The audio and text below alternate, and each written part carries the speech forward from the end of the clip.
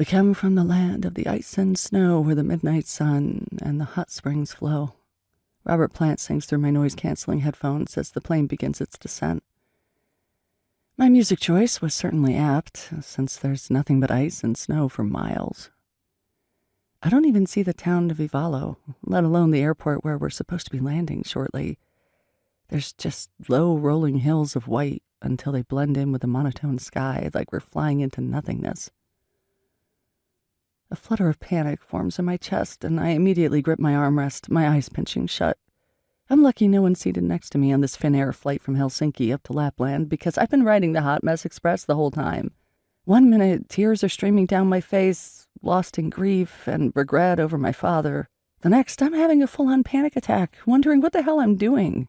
Flying to not only Finland, but the remote north of the country all by myself. I'm no stranger to taking flights alone. It's a part of my job, but this time it's different. My mother refused to come to my father's funeral, and I'm an only child, which means I have to carry the burden without any support.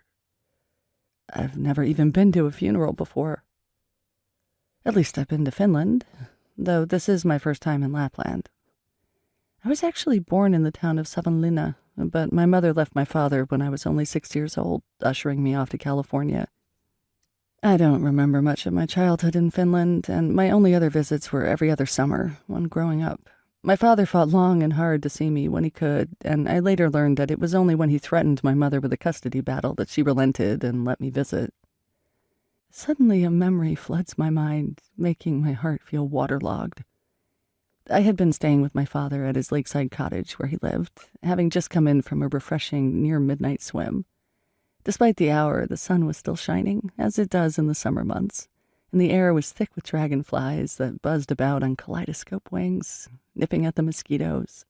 I walked along the dock, a towel draped around me, wet footprints in my wake, wondering where my father had gone, when suddenly he appeared in the doorway to the cottage. Only he was pretending to be someone else. Santa Claus.